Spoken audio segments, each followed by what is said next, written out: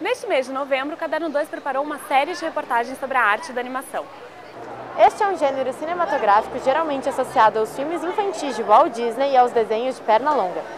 Mas a história da animação começou muito antes do cinema, como você vê agora na primeira parte da nossa nova série. Brincar de Deus, criar um mundo próprio sempre foi um vício. Animar figuras foi uma forma que as mãos humanas encontraram para criar este novo mundo. A palavra animação deriva do verbo animare, que significa dar vida a.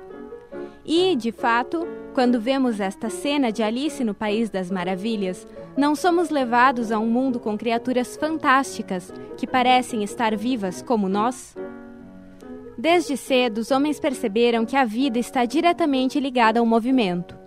Por isso, não se engane, por mais popular que Walt Disney seja, a história da animação começou muito antes dele. Desde os tempos mais primitivos, homens pintavam as paredes das cavernas com figuras que pareciam estar se mexendo. Porém, a animação propriamente dita, em que nossos olhos percebem figuras se mexendo, depende de tecnologia para funcionar.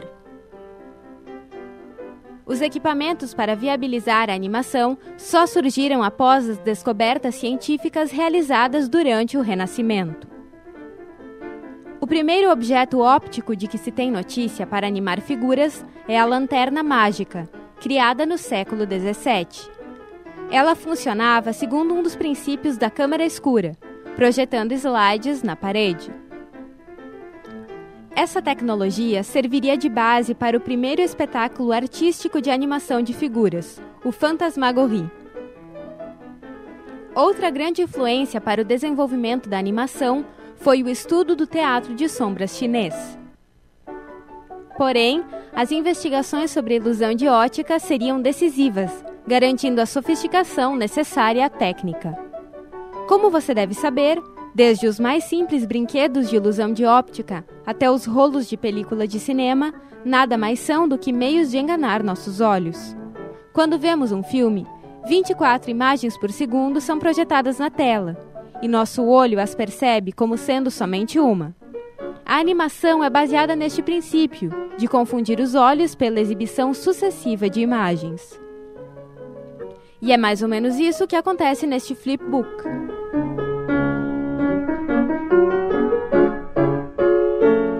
É também assim que funcionam esses brinquedos ópticos do século XIX, o fenaquistópio e o estroboscópio.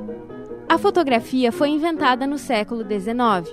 Esta técnica revolucionaria para sempre o mundo da arte e da animação. A partir daí, estudos sobre o movimento de animais e de humanos passaram a ser possíveis por sequências de fotografias que, tempos depois, originariam os primeiros filmes. Este equipamento se chama kinetoscópio. Ele foi criado por Thomas Alva Edison em 1889. Em uma caixa individual, o espectador podia assistir a pequenos filmes de curta-metragem.